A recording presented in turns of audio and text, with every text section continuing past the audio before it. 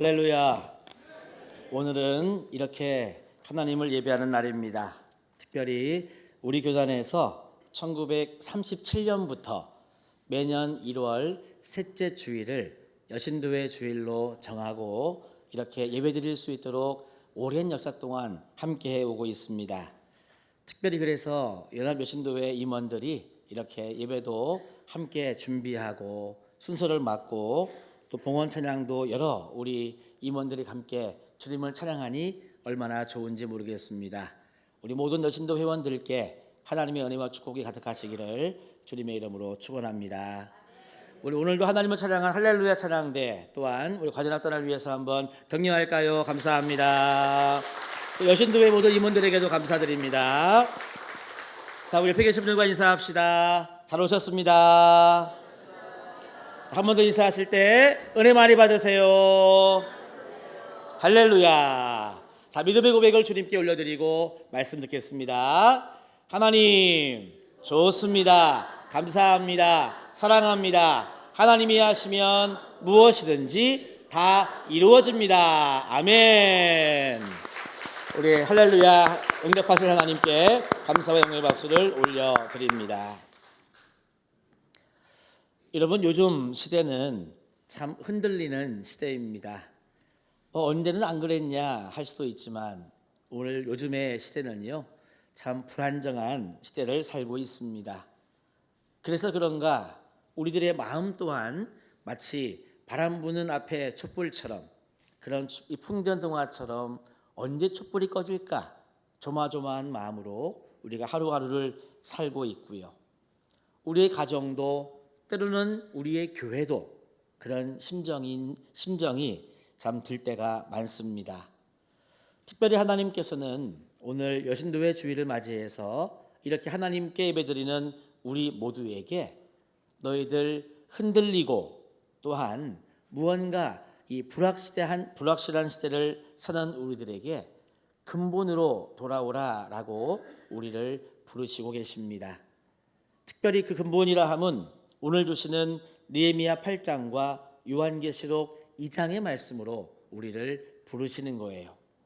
그래서 여러분 오늘의 말씀을 들으실 때 아하, 오늘날 하나님께서 나와 우리 모두를 이 말씀의 근본, 그러니까 우리 신앙의 기초, 우리 신앙의 이 믿음의 반석을 이와 같이 붙잡고 살기를 원하신다라고 하는 마음 속에 오늘의 말씀이 여러분들에게 은혜가 되고 또한 하나님의 큰 깨달음이 있는 시간 되기를 간절히 소망합니다. 그래서 여러분 우리가 붙잡을 오늘 말씀의 핵심은 뭐냐 하면 바로 오늘 설교 제목입니다. 우리 한번 설교 제목이 화면에 나올 텐데 다 같이 한번 한 목소리로 읽어보겠습니다. 사랑이 다시 켜질 때 교회는 다시 섭니다. 아멘. 바로 오늘 이 말씀이 하나님이 우리들에게 원하시는 정말 믿음의 반석, 신앙의 기초인 줄로 믿습니다. 그래서 여러분 오늘 우리가 읽었던 두 본문은 이와 같은 하나님의 마음이 잘 담겨진 그와 같은 본문입니다. 특별히 요한계시록 2장은요 우리 주님께서 우리들의 신앙의 모습을 진단하는 그와 같은 말씀이고요. 이어서 나오는 느헤미야 8장은 이와 같은 예수님의 진단과 그리고 예수님의 처방 가운데 그것이 정말 우리들의 삶에 이루어졌을 때 가장 이상적이고도 아름다운 모습은 이런 모습이다 하고 회복의 장면을 우리에게 보여주시는 말씀이 느헤미야 8장의 말씀입니다.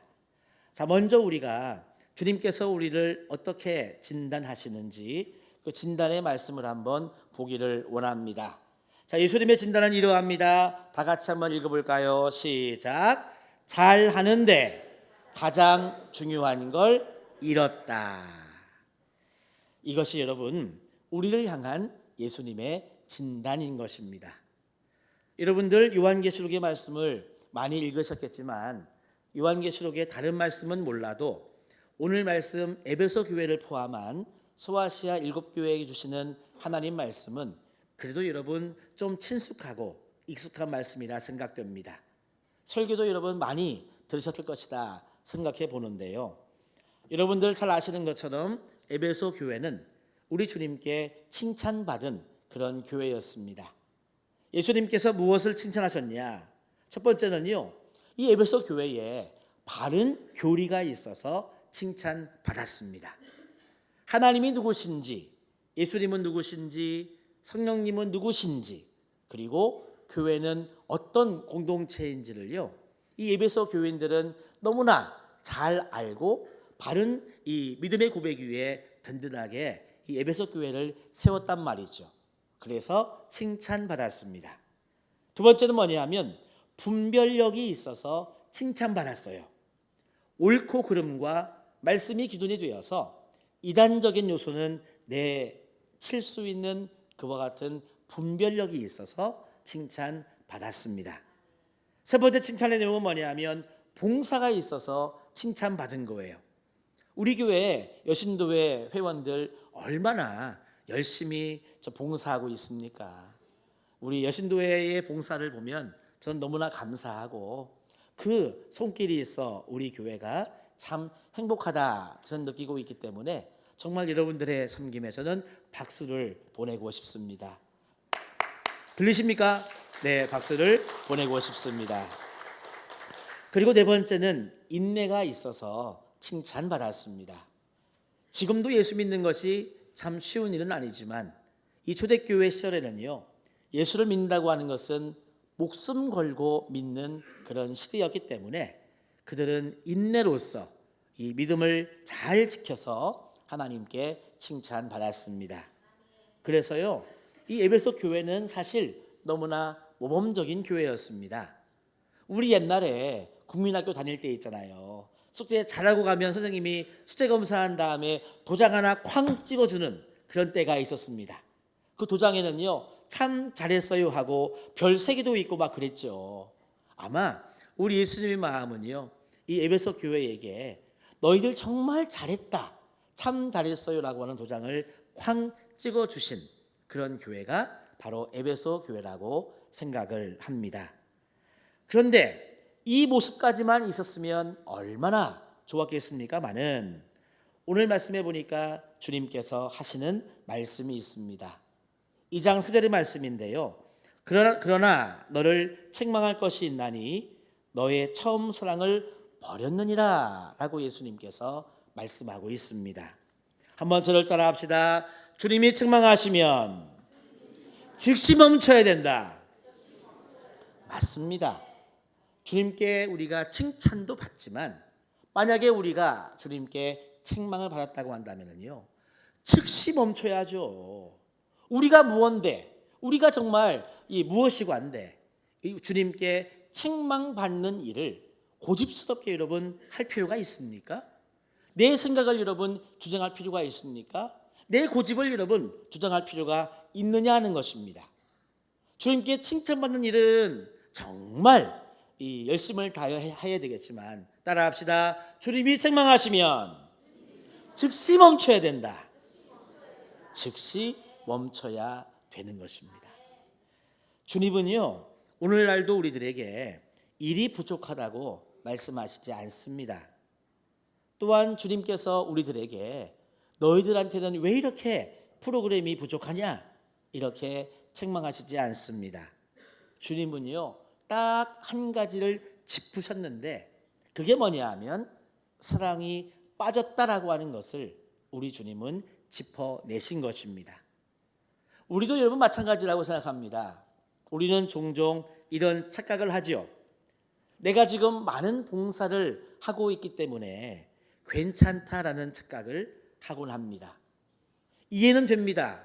왜냐하면 이렇게 예배드리시는 성도님들 중에 봉사를 특별히 안 하시는 성도님들도 많은데 나는 봉사를 하고 있거든요. 아유, 나는 너무나 부담스러운데 목사님이, 장로님이, 권사님이 이런 자리 저런 자리를 막 초대해가지고 왜 나는 이렇게 2가지 3가지씩 봉사하고 있지?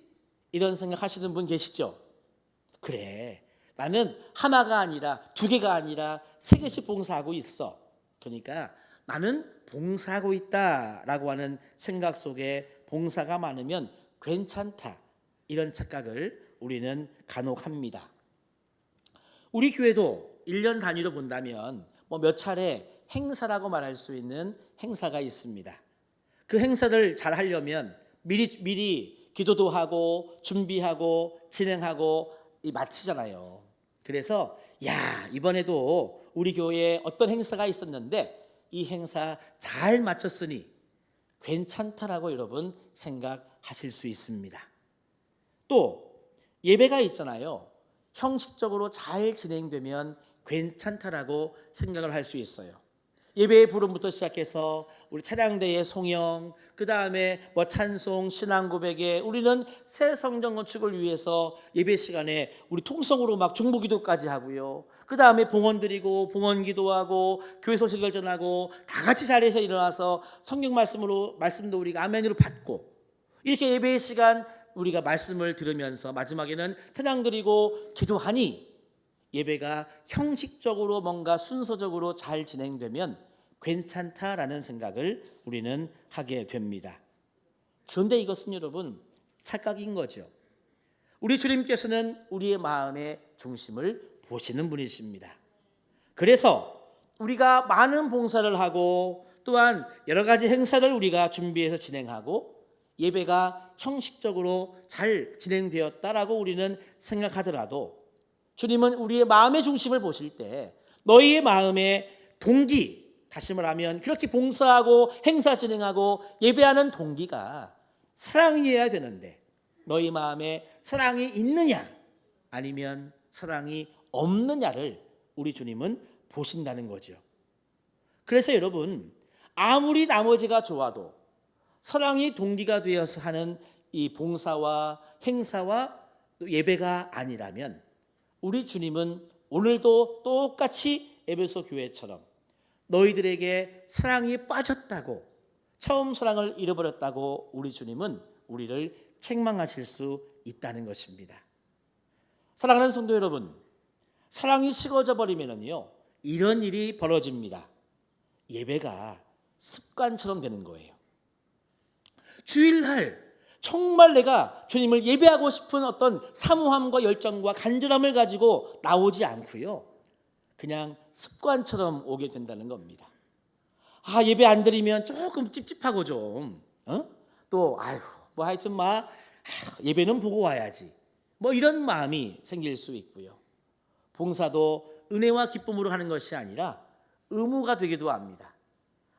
내가 장로인데 권사인데 집사인데 안 하면 안 되지라는 어떤 의무감 말이죠. 그 다음에 우리는 나만 예수 믿는 게 아니라 이왕이면 예수 믿는 믿음의 형제와 자매들과 합력해서 우리가 선을 이루어야 되는데 다른 사람과 함께하는 여러 가지 일들이 짐이 될 때가 있어요. 아이고야 나 혼자도 힘들어 죽겠는데 내가 누구를 돌보겠노. 우리의 마음이 이렇게 연약해질 때가 있습니다.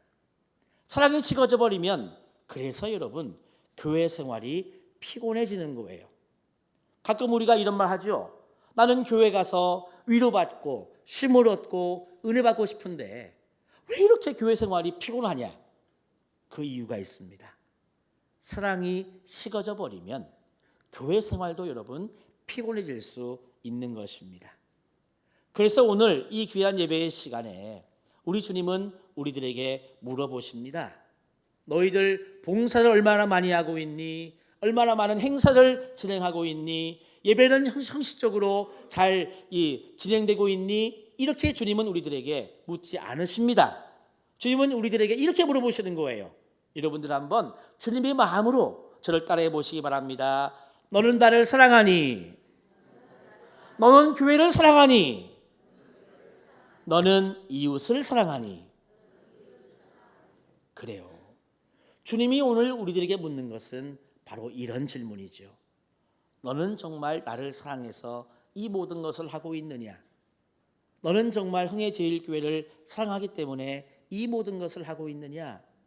너는 이웃을 사랑하기 때문에 이 모든 것을 하고 있냐고.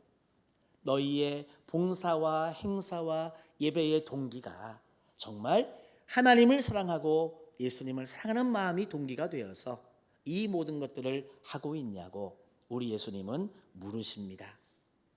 그렇기 때문에 여러분 처음 사랑이라고 하는 것 주님을 사랑한다라고 하는 이 사랑은요, 감정이 아니라 뿌리인 것입니다.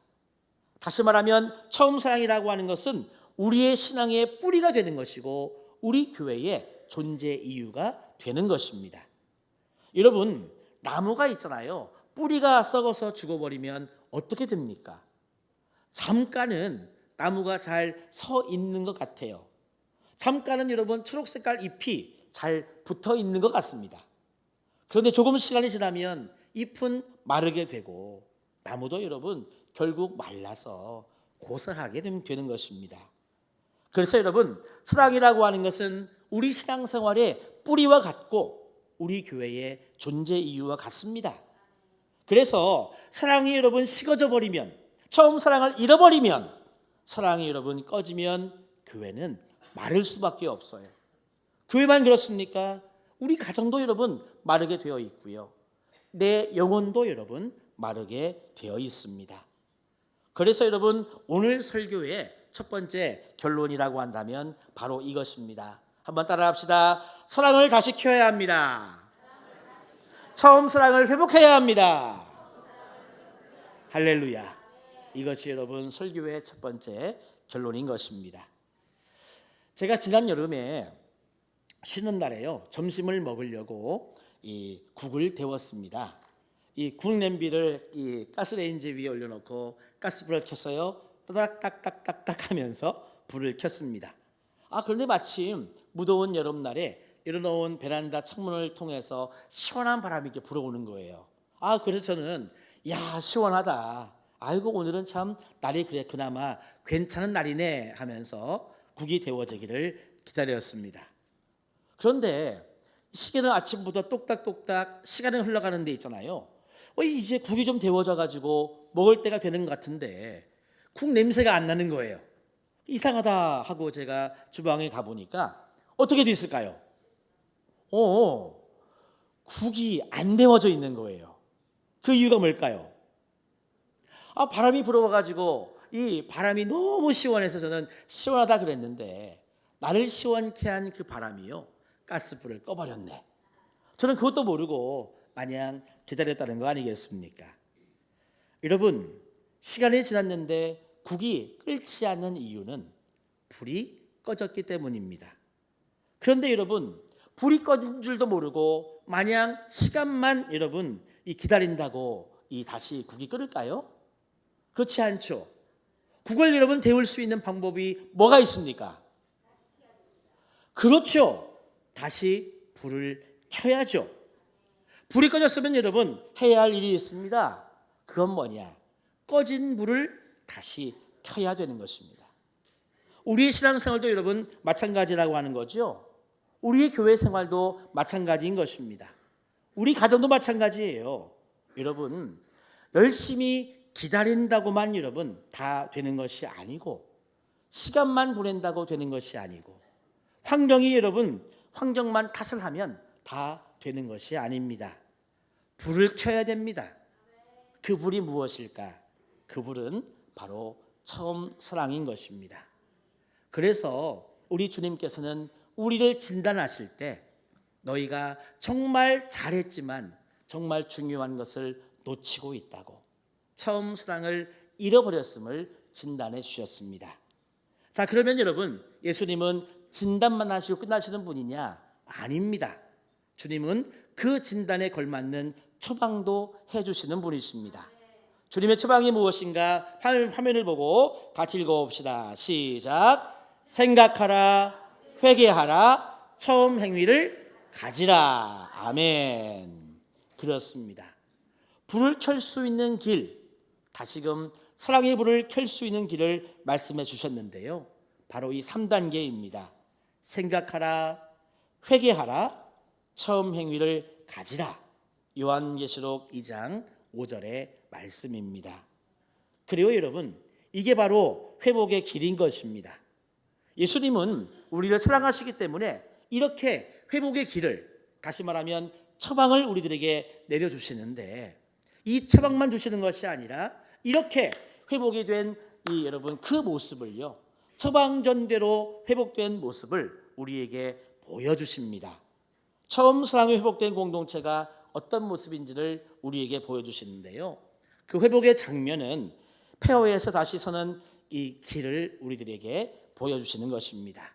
그 말씀이 바로 느헤미야의 말씀입니다. 우리가 성경건축 기도회를 토요일마다 하면서 제가 느헤미야의 말씀을 보기 시작해서 이제 거의 끝나갑니다. 느헤미야 시대는요, 폐허의 시대였습니다.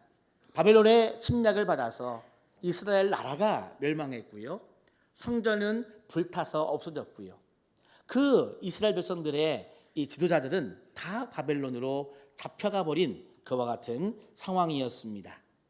성벽이 무너졌고 예배가 끊겼고 공동체가 무너졌고, 그래서 이스라엘의 정체성은요, 흔들릴 수밖에 없었습니다.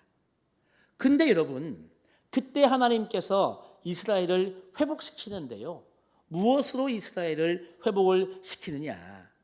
우리 같으면은요, 경제개발 5개년 계획 이런 거를 막 세울 것 같고, 우리 생각에는요, 다시 군대를 소집해가지고 기초군사훈련을 막 시킬 것 같은데, 하나님은 그게 우선이 아니었습니다.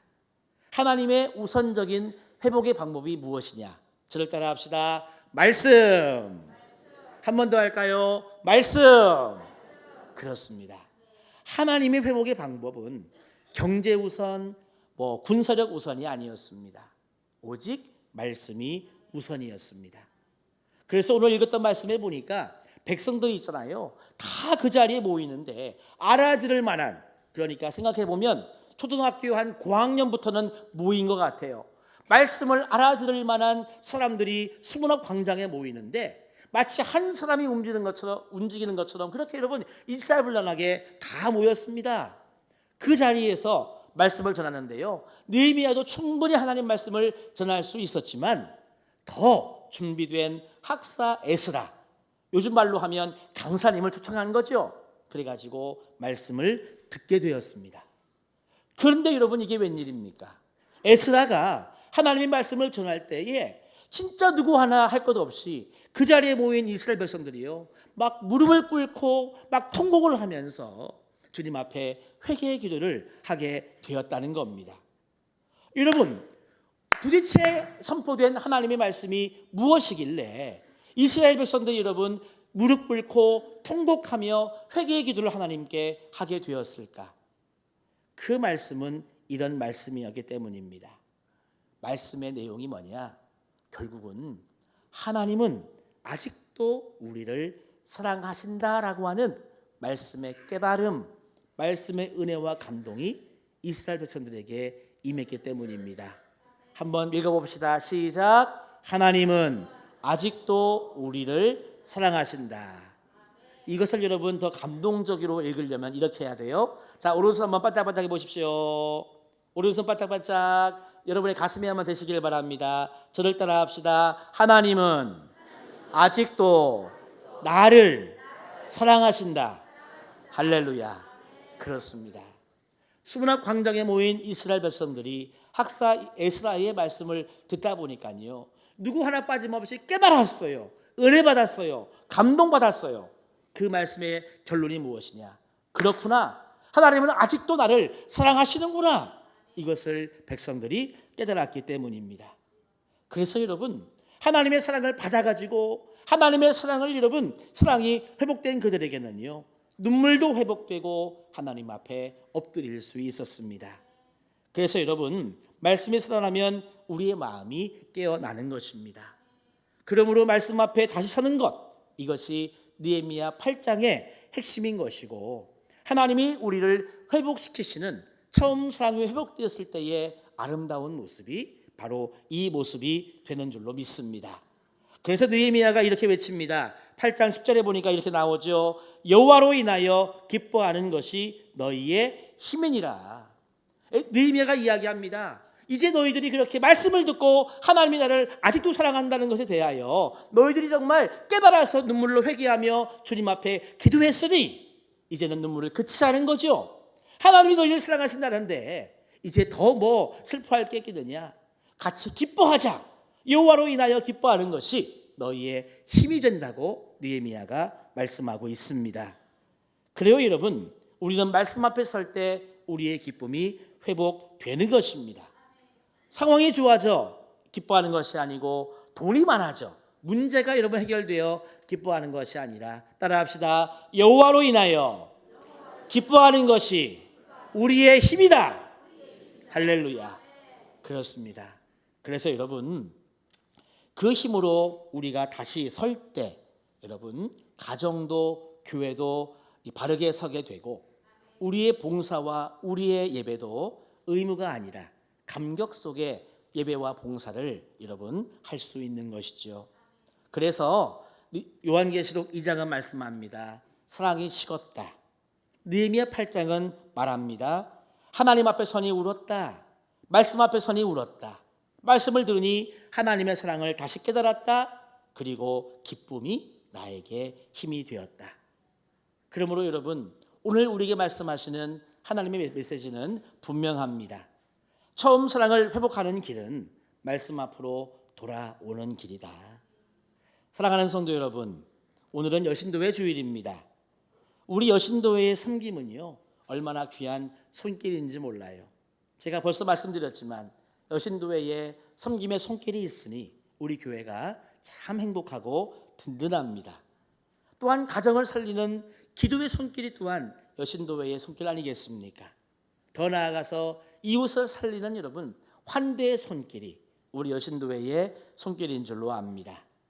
하지만 여러분 오늘 이 말씀은 여신도회에게만 국한되지 않습니다.